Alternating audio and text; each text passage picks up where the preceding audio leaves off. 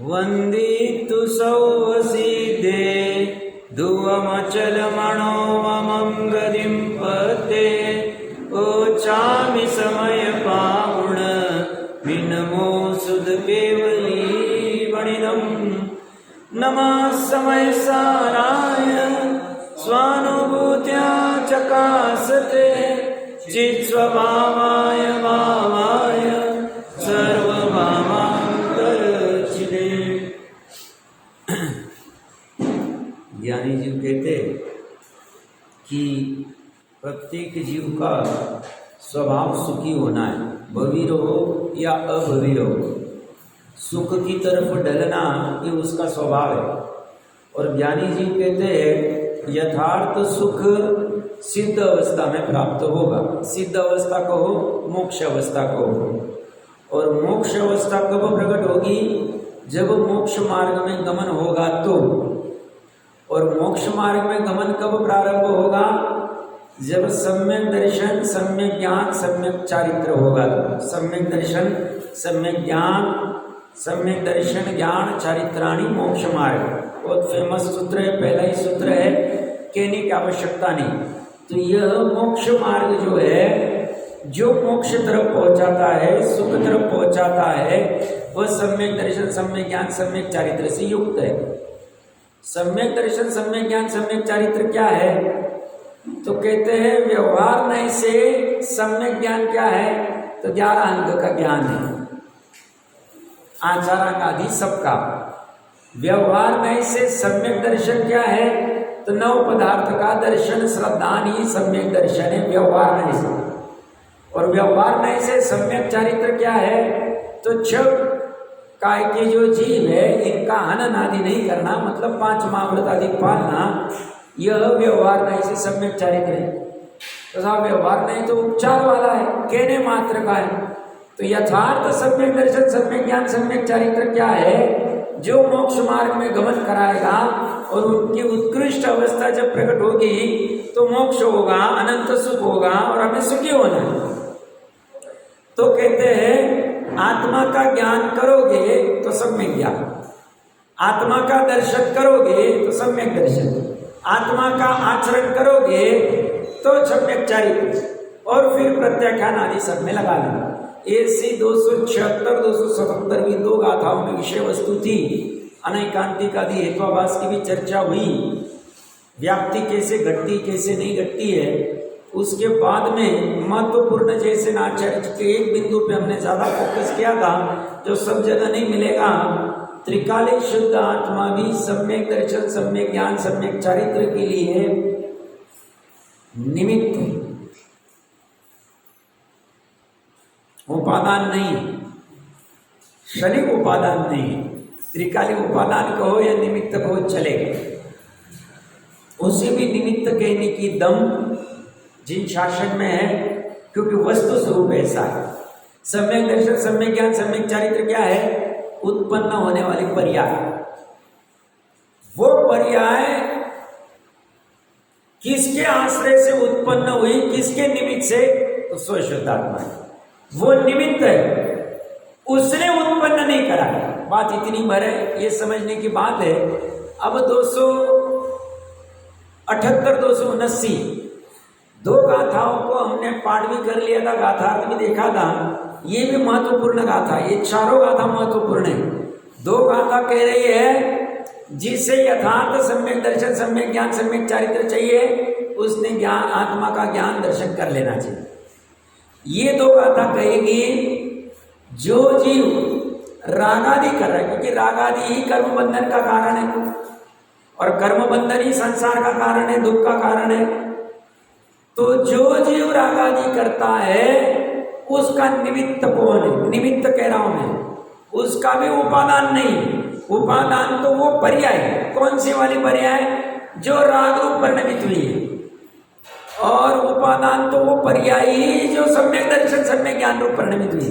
दोनों, निर्मल वाली भी और विकारी वाली भी, दोनों पर्याय अपने स्वयं से हुई उत्पन्न। हाँ, उसमें निमित्त किसका है?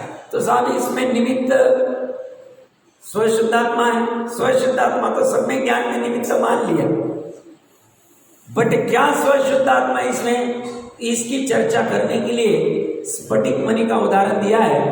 गाथा का पाठ तो कर लिया था, एक बार फिर से 509 नंबर पेज के ऊपर गाथा पढ़ लेते और फिर टीका के ऊपर चर्चा करते। फलियमणि सुतो न स्वयं परिणमति रागमादीं रंगीचति अन्यैं दुसोरतादीं दवैं एवं नानी सुतो न स्वयं परिणमति रागमादीं रागचति अन्यैं दुसोरागादीं दोषैं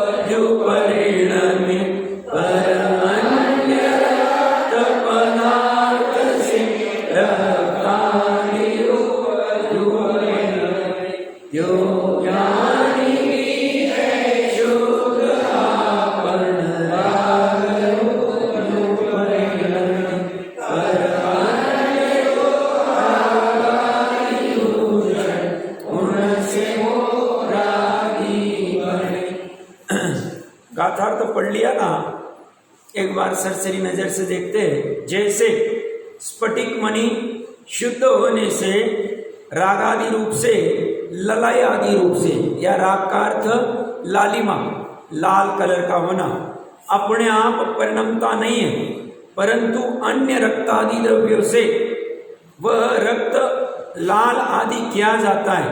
इसी प्रकार ज्ञानी अर्थात आत्मा शुद्ध होने से रागादि रूप से अपने आप परिणमता नहीं, परंतु अन्य रागादि दोषों से वह रागी आदि किया जाता है।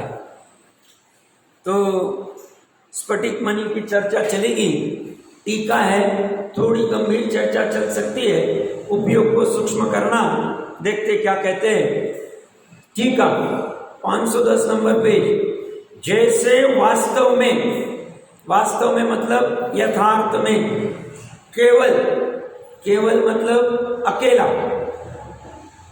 एक का अकेला स्फटिक मणि स्वयं परिणमन स्वभाव वाला होने पर भी अपने को शुद्ध स्वभावत्व के कारण रागादि का निमित्तत्व न होने से स्वयं अपने में ललाय आदि रूप परिणमन का निमित्त न होने से अपने आप रागादि रूप नहीं परिणमता। यहां तक क्या कह रहे हैं, ये पूरा उदाहरण ही चल रहा है। स्फटिक मणि के वहां भी शुद्ध स्वभाव लिया है, आत्मा को भी शुद्ध स्वभाव कहा जाता है, स्फटिक मणि का भी शुद्ध स्वभाव लिया है। यहां पे अकेला स्फटिक मणि जो होता है स्वयं परिणमन स्वभाव वाला होने पर भी उसका स्वभाव स्वयं से परिणमन करना। परिणमन कैसे करना है? परिणमन एक तो होता है उत्पादव्य वाला और एक होता है ध्रुव वाला। ध्रुव वाला भी परिणमनी, क्योंकि ध्रुवता जो चलती है यह भी परिणमन है, एक जैसा चलते रहना। और दूसरा है उत्पादव्य भी स्वयं से ही हो रहा है और ध्रुवता भी स्वयं से हो रही है। किसकी?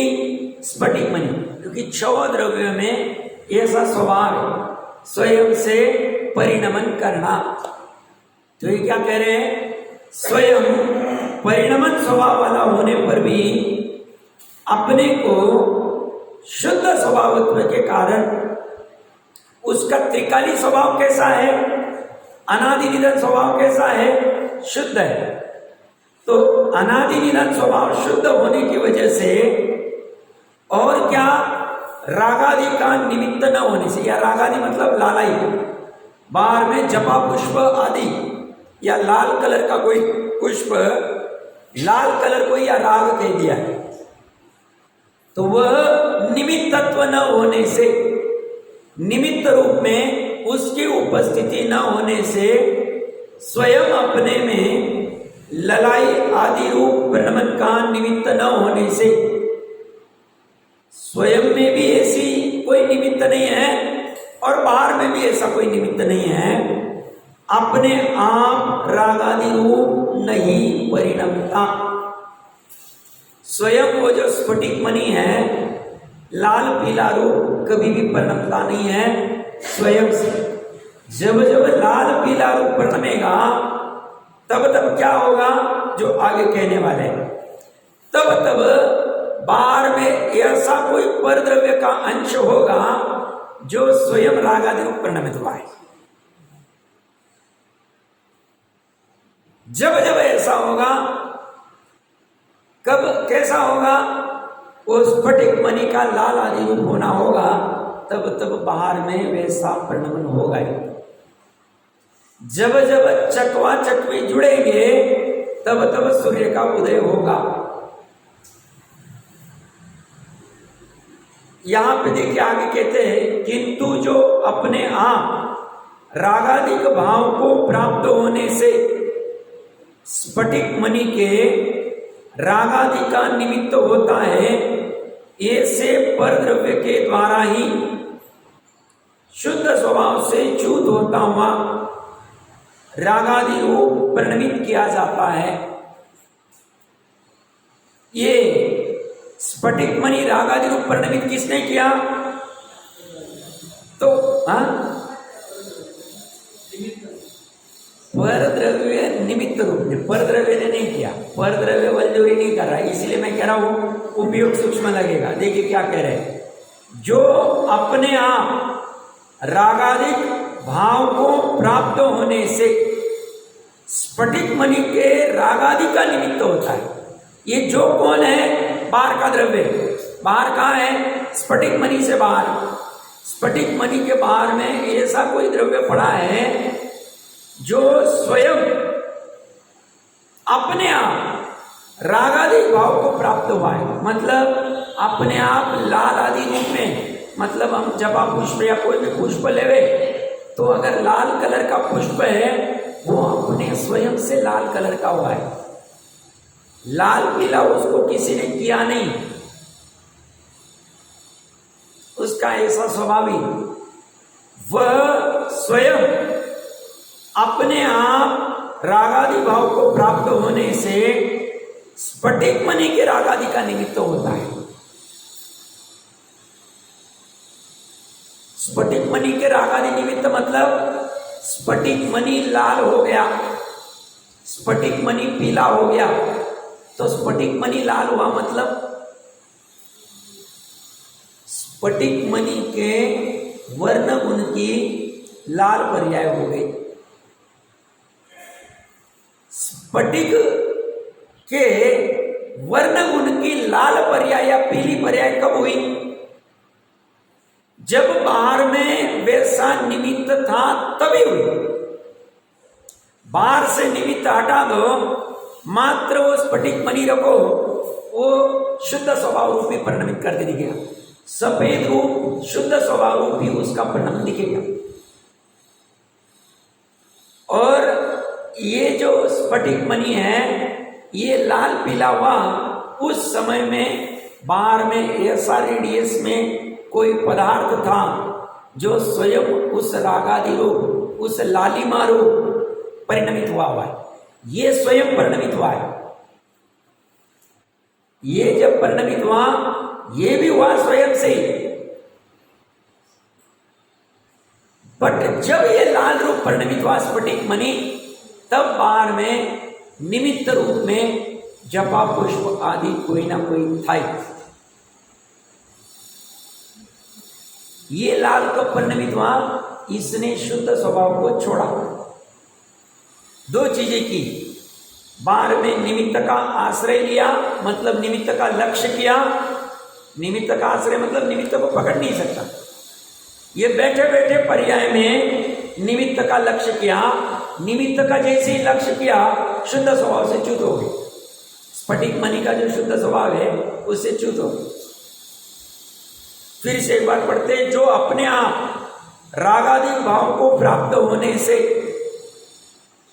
स्फटिक मणि के रागादि का निमित्त होता है। बाहर वाला द्रव्य अपने आप लाल पीला हुआ है, रागादि रूप परिणमित हुआ है। और क्या कर रहा है वो? स्फटिक मणि के रागादि में निमित्त है, लाल पीले होने में। ऐसे पर द्रव्य के द्वारा ही, पर द्रव्य के निमित्त द्वारा ही शुद्ध स्वभाव से च्युत होता हुआ रागादि रूप परिणमित किया जाता है। तो स्फटिक मणि का रागादि रूप परिणमन शुद्ध स्वभाव से च्युत होने के बाद में और बाहर के उस द्रव्य की बात में साथ में होता है। अब सिद्धांत पढ़ लेते हैं और उसको डिटेल में समझेंगे। अब सिद्धांत क्या कह रहे हैं? इसी प्रकार वास्तव में केवल अकेला आत्मा स्वयं परिणमन स्वभाव वाला होने पर भी अपने शुद्ध स्वभावत्व के कारण रागादि का निमित्तत्व न होने से स्वयं अपने को रागादि रूप परिणमन का निमित्त न होने से अपने आप रागादि रूप नहीं परिणमता, परंतु जो अपने आप रागादि भाव को प्राप्त होने से आत्मा को रागादि का निमित्त होता है, ऐसे पर द्रव्य के द्वारा ही शुद्ध स्वभाव से च्युत होता हुआ ही रागादि रूप परिणमित किया जाता है। ऐसा वस्तु स्वभाव है। तावत स्तु स्वभाव संस्कृत की टीका में वस्तु स्वभाव का है। वस्तु स्वभाव मतलब वस्तु का ऐसा स्वरूप, या वस्तु का अर्थ क्या लेना? वस्तु पदार्थ का अर्थ मात्र द्रव्य नहीं लेना, गुण और पर्याय को भी वस्तु का देखना है। आधार मोक्ष मार्ग प्रकाशक जी के 90वें अधिकार में टोडरमल जी साहब ने लिखा है, वस्तु या पदार्थ में द्रव्य गुण पर्याय तीनों आ जाते। पर्याय को भी वस्तु कह सकते। पर्याय का कैसा स्वभाव है? कौन सी पर्याय का? जीव के रागादि की पर्याय का स्वभाव कैसा है? जब जब जीव के रागादि की पर्याय होगी, बाहर में रागादि वाले कोई द्रव्य की उपस्थिति होगी। बाहर में रागादि वाले द्रव्य की उपस्थिति मतलब यह क्या कह रहे हैं? ये गंभीर प्रकरण है, समझना महत्वपूर्ण है, एकदम पिक पॉइंट पे चले जा रहे हैं। मैं प्रयास करूंगा सरल भाषा में और थोड़ा विस्तार से लेने का, पर समझना बंध कैसे होता है और छूटना कैसा है, यही चर्चा। अधिकारी बंध अधिकारी क्या कह रहे हैं? ये जीव रागादि रूप जब जब हुआ तब तब बाहर में रागादि का उदय था निमित्त रूप में। ये रागादि रूप नहीं हुआ उस समय में बाहर में निमित्त था नहीं।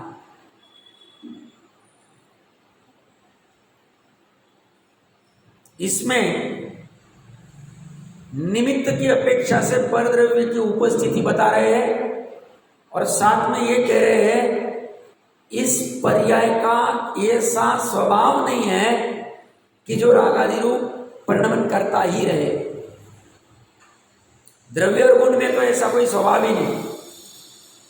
राग रूप वाला द्रव्य, राग के ऊपर इतनी चर्चा क्यों कर रहे हैं?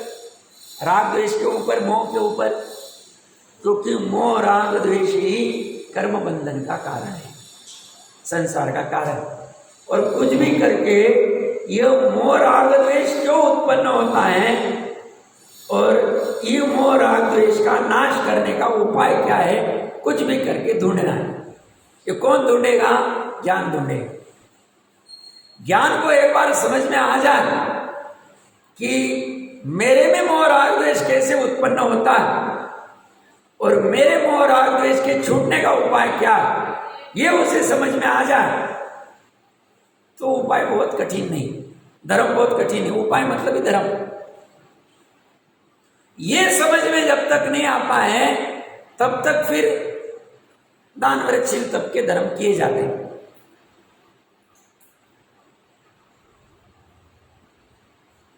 इसे क्या कह रहे हैं? ये त्रिकाली शुद्ध आत्मा ये उत्पादवय होने वाली आत्मा की पर्याय, या राग द्वेष की पर्याय लेते या वितरागता की पर्याय लेते, दो ही लेते। ज्ञान और उसको गौण कर देते, श्रद्धा आदि को गौण करते। ये वितरागता की पर्याय रही तो श्रद्धा सम्य की रहेगी, ज्ञान सम्य की रहेगा। ये राग द्वेष कौन सा ले रहे? अनंतानुबंधी वाला। ये जब रहेगा तब मिथ्यात्व ही रहेगा, ज्ञान में मिथ्या ही रहेगा, तो गौण करते हैं इसको, बाकी की पर्याय। और ये बाहर में ऐसा कोई परद्रव्य है जो रागादि रूप स्वयं परिणमित हो सकता है, मतलब या द्रव्य कर्म ही। बाकी ऐसा तीन लोक में कोई वस्तु नहीं है जो रागादि रूप परिणमित कर हो सके। कार्बन वर्गना की ऐसी योग्यता 8 कर्म की 148 प्रकृति की, जो रागादि रूप परिणमित होने का उसका पर्याय में स्वभाव है। और ये 9 कर्म ले लो, शरीर ले लो, बाहर की कोई भी वस्तु ले लो, इसको तो गौण ही रखेंगे, ये 3 को ही समझना है। अब होता क्या है, ये क्या कह रहे हैं, सिद्धांत में ही बात करते हैं। स्फटिक मणि का उदाहरण तो बहुत सामान्य है। सिद्धांत में कह रहे हैं ये जो आत्मा है ये परिणमन स्वभाव वाला स्वयं से। अब इस पे भी चर्चा करेंगे, सामान्य कथन करते हैं एक। और ये परिणमन मुख्यता से उत्पाद वय की चर्चा कर रहे हैं, ध्रुवता को तो कोई करना ही नहीं। अब ये कह रहे हैं जब बाहर में राग आदि की उपस्थिति नहीं होगी निमित्त रूप में, तो इसका परिणमन शुद्ध रूप ही होता है, क्योंकि स्वभाव शुद्ध है।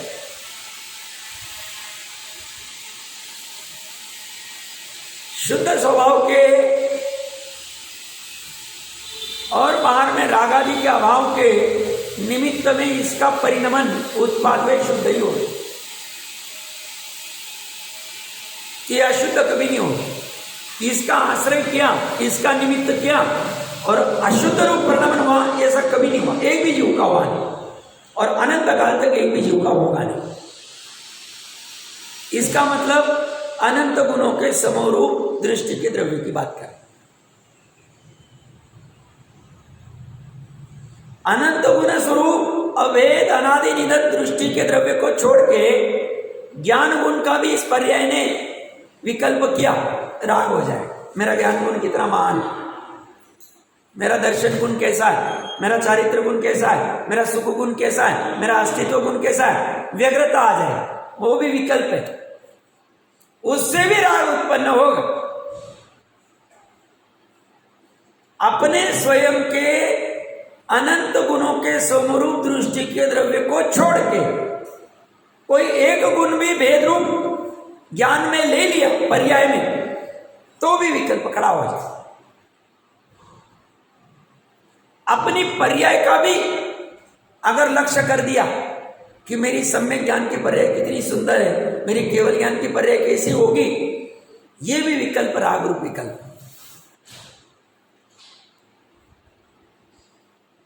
और पर द्रव्य का आलम्बन लिया तो भी राग रूप। ये क्या कह रहे हैं, जब बाहर में राग रूप कोई वस्तु का अभाव होता है तब इसका परिणमन शुद्ध रूप ही होता है,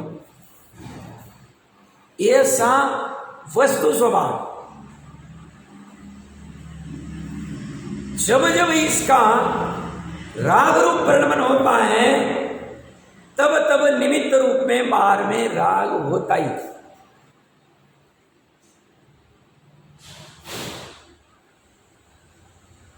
ये अपने आप राग रूप परिणमित होना इसका स्वभाव नहीं।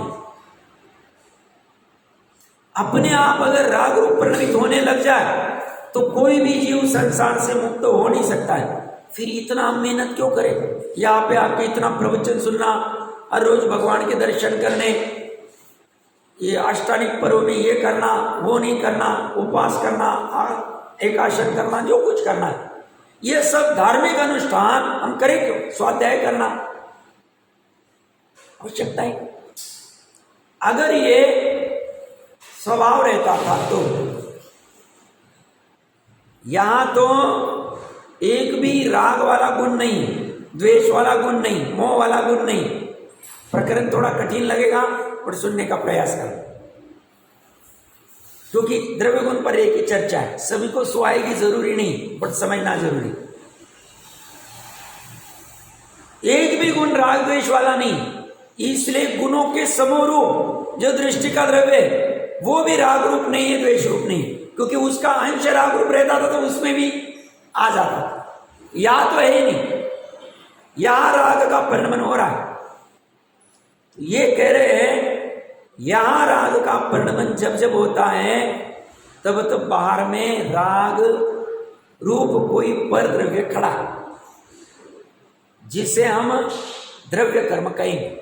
आप कहेंगे द्रव्य कर्म क्यों कह रहे हैं, नो कर्म क्यों नहीं? क्या वस्तु में तीन लोक में ऐसी राग वाली कोई वस्तु नहीं? ज्ञानी कहते ऐसी नहीं। ये वाली जो वस्तु है इसमें राग नाम का कोई भाव नहीं। अगर रहता था तो सभी को इसमें राग होना चाहिए, बट कोई जीव को इसमें द्वेष भी हो, कोई जीव को राग भी हो। तो नौ कर्म में कोई नहीं। शरीर में भी, शरीर भी एक नौ कर्म है, शरीर के बाहर के चेतन अचेतन वो भी नौ कर्म, उसमें राग नाम का कोई भी भाव नहीं। अगर रहता था तो ये शरीर को सपोज मुझे राग है तो सभी को राग होना चाहिए, पर किसी को लगता है कलर अच्छा नहीं, हाइट अच्छी नहीं, कुछ भी लगे, द्वेष भी हो सकता। पर द्रव्य कर्म में एक राग नाम का भाव है, जो हमने 87वीं गाथा देखी थी परसों, और 190 से 192 जैसे ना चैरिटी का सवर अधिकार का समाप्त, दो प्रकार के जीव, दो प्रकार के मिथ्यात्व, दो प्रकार के क्रोध, दो प्रकार के राग, सब आ गए। स्पष्ट रूप से गाता है। कुंद कुंद देव की भी और भी अनेक गाता है, बड़े दो से काम चल जाए। तो ये जो पर द्रव्य कह रहे हैं ये द्रव्य कर्म ही है। द्रव्य कर्म की ऐसी विशिष्ट योग्यता है, मैंने पूर्व में भी विस्तार से लिया था, अभी भी प्रकरण है इसलिए लेता हूं। 8 कर्म की 148 प्रकृतियां है। ये तो बनी है पुद्गल से, पुद्गल के बहुत सारे परमाणु का स्कंद बनते हैं, वो भी विशिष्ट प्रकार का स्कंद, 23 प्रकार के स्कंद है। परमाणु तो एक जाति का ही है, सभी परमाणु एक जाति के, अनंत गुण वाले, अनंती पर्याय। पर्याय किसी की लाल होगी, किसी की पीली होगी, किसी की काली होगी, किसी की क्या गंध आदि चलेगा, पर बहुत सारे परमाणु मिलके जो स्कंद बनते, 2 या 2 से ज्यादा, 23 प्रकार के बन सकते। घुमट सारी जीवकांड से देख लेना चाहिए, थोड़ा ये भी ज्ञान होना चाहिए, तब विषय समझ में आएगा। ये 23 प्रकार के स्कंद में से 5 प्रकार के हमारे काम की, बाकी 18 का सामान्य चर्चा है, वो देख लेनी चाहिए। 5 में से कार्बन की भी चर्चा करेंगे, बाकी 4 का वहां से देख लेंगे। कार्बन वर्गना के वो स्कंद तो बन गया, अब एक स्कंद है ज्ञानावरण वाला, एक दर्शनावरण वाला, एक मोहनी वाला, दर्शन मोह, ये से 148 स्कंद है।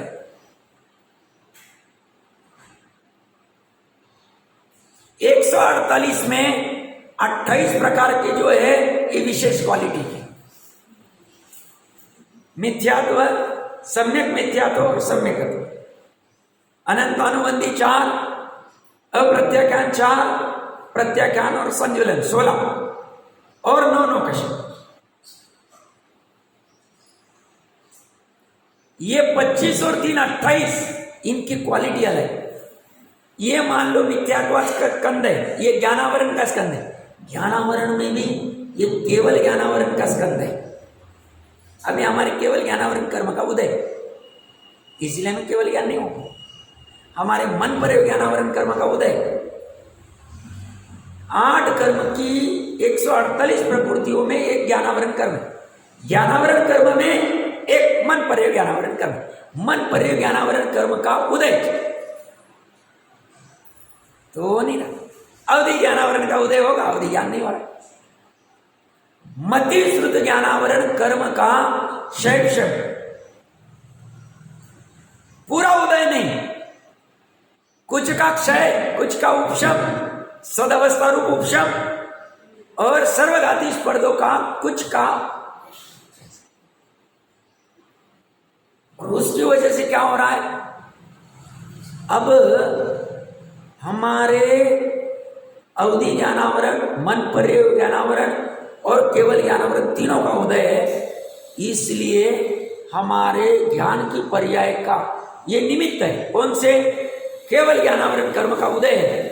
उसकी वजह से हमें केवल ज्ञान की पर्याय होने, जब केवल ज्ञान की पर्याय होगी तब केवल ज्ञानावरण कर्म का उदय नहीं, वो 13वें गुणस्थान के पहले समय में होगा।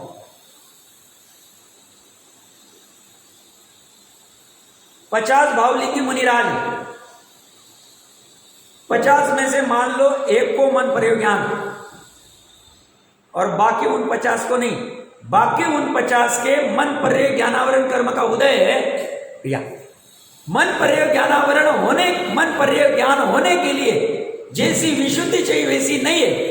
उसकी वजह से उस ज्ञानावरण कर्म का वैसा शैक्षम नहीं हुआ और उसकी वजह से ये निमित्त का कथन, ऐसी विशुद्धि नहीं, इसलिए वो कर्म का क्षेक्षम नहीं, इसलिए उदय है और इसके निमित्त से मन पर्याय ज्ञान उन 50। और जो एक मुनिराज को मन पर्याय ज्ञान है उनकी वैसी विशुद्धि, उसके निमित्त से मन पर्याय ज्ञानावरण कर्म का क्षेक्षम सर्वघाती स्पर्धों का उदय नहीं, और उसके निमित्त से ये सब निमित्त का कथन है। अब मैंने ये ज्ञानावरण पे घटित करके दिखा है। अभी हमारे अवधि ज्ञानावरण का उदय, तो बाजू के यहाँ क्या चल रहा है हमें पता ही नहीं। और यहाँ पे कोई जीव रहता था और मान लो उसे क्षय पूरे सनावत का जितना एरिया देख सकते रूपी पदार्थ, उनके वैसे देख सकते, उनके वैसे कर्म का उदय नहीं, कर्म का उदय निमित्त रूप, ये बात भी नक्की। कर्म का उदय का निमित्त जब जब होगा उस अनुपात में वैसा जीव का चलेगा परिणाम, निमित्त नैमित्तिक संबंध, घना निमित्त नैमित्तिक संबंध। अब ज्ञानावरण घटित कर दिया, ये सही। यह प्रकरण क्या चल रहा है? राग का चल रहा है। यहां वो अनंतानुबंधी लोभ का उदय है। हम अनंतानुबंधी की चर्चा करेंगे क्योंकि अप्रत्याख्यान आदि सम्यक दृष्टि को ही होते हैं। अनंतानुबंधी की मुख्यता से चर्चा करेंगे क्योंकि उसी का हमें नाश करना है, समझना वो कैसा होता है। तो अनंतानुबंधी लोभ का उदय और उसके निमित्त से जीव को राग हुआ, बस ये चर्चा चल रही है। ये कह रहे इस जीव को अनंतानुबंधी का जो लोभ उत्पन्न हुआ है, कहा? जीव में। क्यों हुआ साहब? शुद्धात्मा की वजह से हुआ, दृष्टि के विषय की वजह से हुआ? नहीं, इसकी वजह से अगर होने लग जाए, ये पर्याय में स्व शुद्धात्मा भरा हुआ है और राग उत्पन्न हो रहा है, कर्म का आश्रय हो रहा है, कोई मुक्त ही नहीं हो, ये वस्तु की वजह से नहीं होता। तो फिर क्या कारण है? तो बोलते बाहर में ये से कोई राग वाले पदार्थ का उदाहरण है, अनंतानुबंधी वाले। तो कौन है? तो बोलते अनंतानुबंधी लोभ का कर्म का उदय। बोले किसका? दूसरे जीव के कर्म का नहीं, अपनी। कहां थे? कार्बन शरीर में थे। कहां से आए? सत्ता में पड़े थे। सत्ता में क्यों आए? पूर्व में बांधे थे। पूर्व में क्यों बांधे? उस समय में सजग नहीं था, स्वभाव से च्युत था। स्वभाव से च्युत क्यों था? शुद्ध आत्मा का ज्ञान नहीं था, दर्शन नहीं था, आचरण नहीं था। उस समय बांध लिए, उदय में आ रहे, कुछ नहीं कर सकते। जब जब अनंतानुबंधी का क्रोध मान माया लोभ नहीं होगी जीव में, तब तो बाहर में नहीं होगा। ये बाहर का उदय में नहीं क्यों आ रहा है? सर्वघाती स्पर्धक या इनका उपशम क्यों हुआ है, इनका शैक्षम क्यों हुआ है? क्योंकि जीव के ऐसे परिणाम हैं कि जिसका निमित्त पाकर विशुद्धि से इसने आत्मा के दर्शन कर लिए, आत्मा के ज्ञान कर लिए 5 लब्धि पूर्वक, और यहां पे इनका उपशम शैक्षम आदि जो होना है वो कर्म। ये अनंतानुबंधी क्रोध वाला पदार्थ उदय में आता है क्योंकि पहले बांधा था जीव नहीं, ये ऐसे बिना काम का आ नहीं जाता है। निमित्त नैमित्तिक संबंध है। आश्रव अधिकार देख लेना चाहिए, कर्म का आश्रव कैसे होता है, विस्तार से चर्चा हुई। और ये उदय में जो आ रहा है ये ज्ञान के पर्दे के ऊपर झलकता है, झलकने तक बाधा नहीं, उसका रस। और साथ में कोई नौ कर्म भी झलकता है, वो भी झलकने में बाधा नहीं। ज्ञान का स्वभाव है झलकाना। झलकाने के बाद में ये क्या करता है, यहां अनंतानुबंधी का राग कर लेता है, इसे अपना स्वभाव मान बैठता है, एकत्व का अध्यास कर लेता है। मिथ्या तो भी साथ में ही, इस साथ में प्रोसेस चलती, और ये बाहर में नहीं रहे तो इसका काम हो जाए। और ये बाहर में कब नहीं आएंगे तो कहते तुम आत्मा का ज्ञान करो, आत्मा का श्रद्धान करो, आत्मा का आचरण करो, तो ये उपशम शैक्षम क्षय हो जाएंगे। 7 प्रकृति का मोक्ष होता है, जैसे ना आचार्य पिछली गाथा में दर्शन मोह आदि 7 प्रकृति का ये कर नहीं पाता है, इसलिए इसको मोक्ष नहीं होता है, और जो कर पाता है उसको मोक्ष होता है। मोक्ष शब्द था, भाव मोक्ष की बात चर्चा चली थी, याद आएगा। तो इसने क्या की भूल, एक स्वशुद्धात्मा का ज्ञान दर्शन आचरण नहीं, बाकी सब काम। जैसे एक शुद्धात्मा का ज्ञान दर्शन आचरण करने लग जाए, इसका उपशम शैक्षम हो जाए। ऐसा क्या है, वस्तु स्वभाव ऐसा, पर्याय का ऐसा स्वभाव है। ये कहती मुझे समझता कुछ नहीं, मेरे पास बुद्धि नहीं, ज्ञान ही नहीं, ये जड़ है, द्रव्य कर्म, नौ कर्म भी जड़ है। तुम्हारे पास ज्ञान है, तुम देखो ये कैसे होता है, ये बुद्धि कहीं नहीं सुलझाई। ये उपाय मात्र जिन शासन में मिलेगा वही दे पाएंगे। 18 कोड़ा कोड़ी सागरोपम तक वो घूमने वाले को पता ही नहीं, ये बंद क्या होते हैं, निकलना कैसे, पता ही नहीं। आदिनाथ भगवान दीक्षा ली, केवल ज्ञान प्राप्त किया, चलो। कब तक चलेगा? 18,500 वर्ष तक चलने वाला, चले। अंत में 4 तो रहेंगे, उनके नाम अभी याद नहीं है। हाँ, मुनिराज, विरांगत मुनिराज आदि 4 रहेंगे। मुनिराज, आर्यिका, श्रावक, श्राविका, तब तक रहे 100%।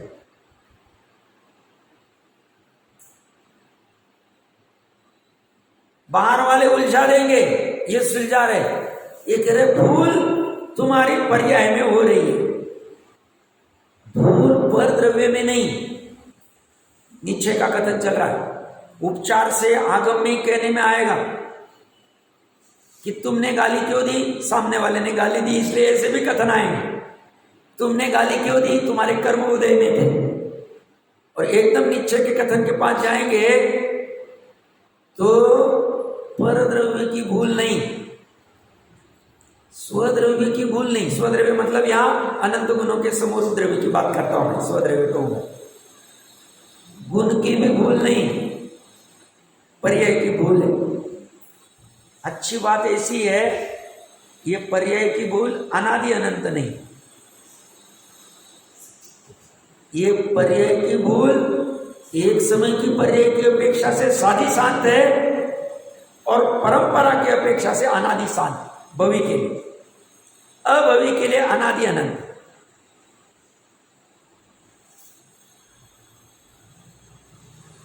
साधी शांति इसलिए कहा, अभी पलटी लगा लो, अभी शुद्ध आत्मा का ज्ञान दर्शन चारित्र कर लो, रागी नहीं उत्पन्न होगा, उतने अंतर्मुहूर्त।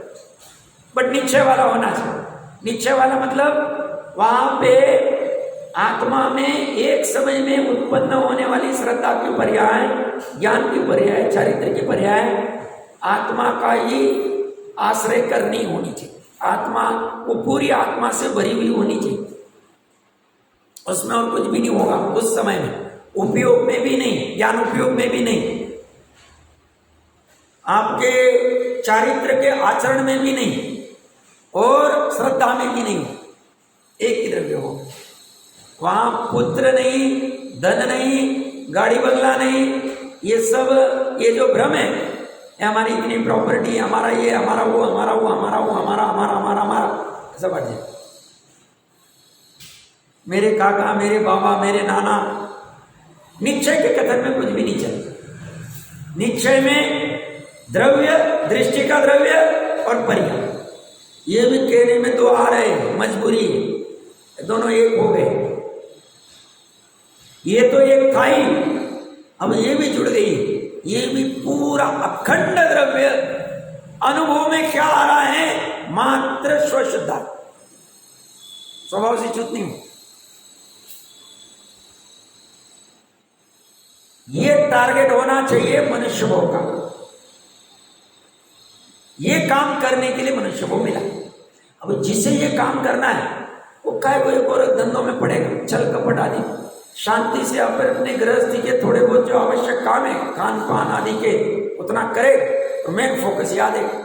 अब ये टारगेट ही नहीं, लक्ष्य ही नहीं, वो उद्योग करता बैठता है बाहर, रिटायर होके भी उद्योग करता है। उसने उद्योग क्या करना चाहिए? फोकस में कुछ भी करके ये दृष्टि का विषय कैसे बने, कैसे पर्याय डले। 144 का था कि ठीक मति ज्ञान श्रुति ज्ञान को मर्यादा में लाकर लिखे। इसी को जैसे नाचार्य देव 3 लोक 3 काल निरावलंबी होता है, उतने काल के लिए शुद्धोपयोग में तो होगा ही होगा। अंतर्मुहूर्त ग्रंथि भेद कल्याण कर दे। समझा क्या रहे हैं?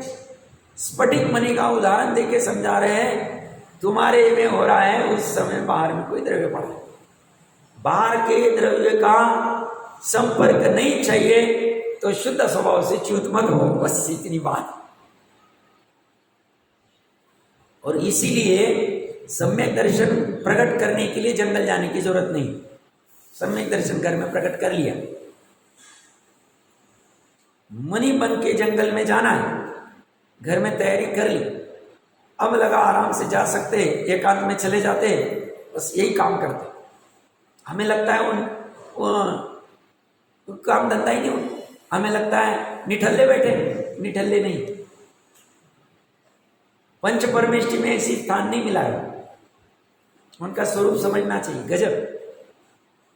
हम कहते ना, हम थक जाते, 8-8 घंटे नींद लेते।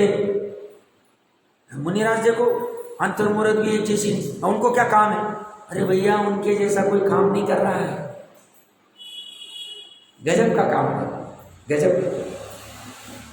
क्या काम कर रहे हो?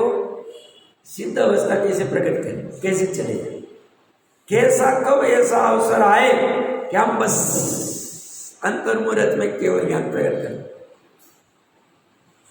इसके लिए कितनी रिस्क ली? रिस्क नहीं, वो कर रहे हैं, सहज हो जाता है। रिस्क कुछ नहीं होती वहां, सब ताम झाम छोड़ दिए, एकांत में चले।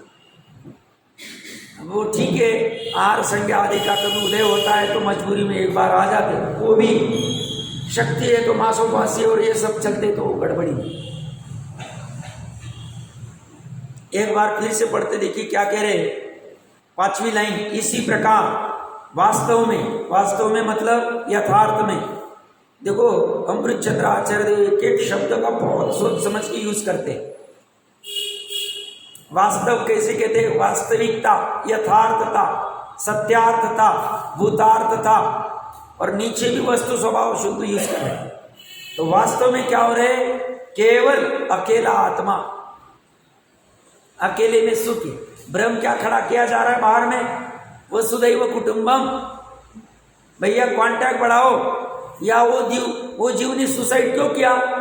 सब मेरे 400 ही फॉलोअर है और मेरे दोस्त के 1000 फॉलोअर है, सुसाइड कर लिया।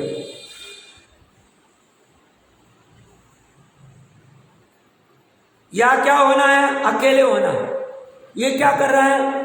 नहीं साहब मैं अकेला कैसे जी सकता हूं? ये कह रहे अकेले में वास्तविकता ये एक अकेला जीव, मराठी में कहावत है, एकटा जीव सदाशिव। सदा मतलब हमेशा, शिव मतलब मोक्ष, सदाशिव। एकटा जीव मतलब अकेला जीव। और हमारे भ्रम क्या है? अभी समाज में साथ में रहने में बाधा नहीं, बट श्रद्धा से, भ्रम से उसे अच्छे मानने में, उपादेय मानने में बाधा, इसे अपना स्वभाव मानने में बाधा।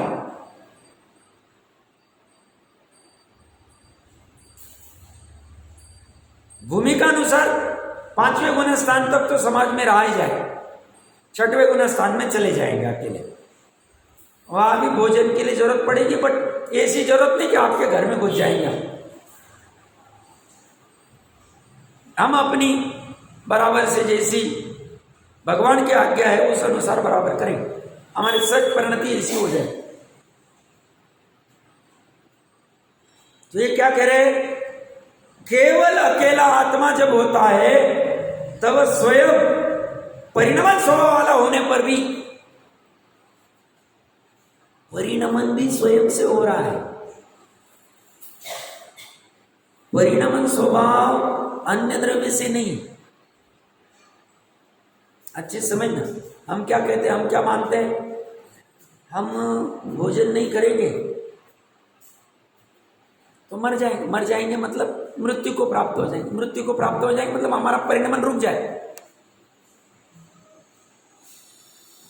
ये वस्तु खाएंगे तो हमारा परिणमन अच्छा हो जाएगा, मतलब हमारे शरीर आदि चुस्त रहेगा। विटामिन, प्रोटीन जो कुछ है, ये शिकंजी खाएंगे, ये मोमरा बादाम खाएंगे, ऐसा करेंगे, वैसा करेंगे। कितने सारे भ्रम है हमारे। नहीं खाना ये चर्चा नहीं चल रही, मान्यता की चर्चा चल रही।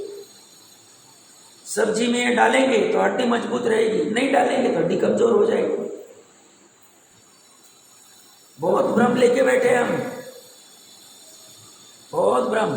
ये छोटे छोटे भ्रम नहीं निकल रहे थे सब। 3 लोकाल के भ्रम कैसे छुड़ोगे? परिणमन स्वभाव कैसा है? ये आत्मा का भोजन क्या है? तो स्वयं से ज्ञान रूप, दर्शन रूप, सुख रूप, अस्तित्व रूप, वस्तुत्व रूप, द्रव्यत्व रूप परिणमन करना, ये उसका स्वयं का परिणमन है। यही उसका स्वयं का भोजन है। हम भोजन किसको मानते हैं? रोटी सब्जी खाते हैं तो हम भोजन करते हैं। रोटी सब्जी खाने में बाधा नहीं, 6वें गुण स्थान तक खाने का विकल्प आए। रोटी सब्जी से द्वेष करना ये बात भी नहीं, बट रोटी सब्जी से हमारा परिणमन होता है ऐसा मानने में बाधा है।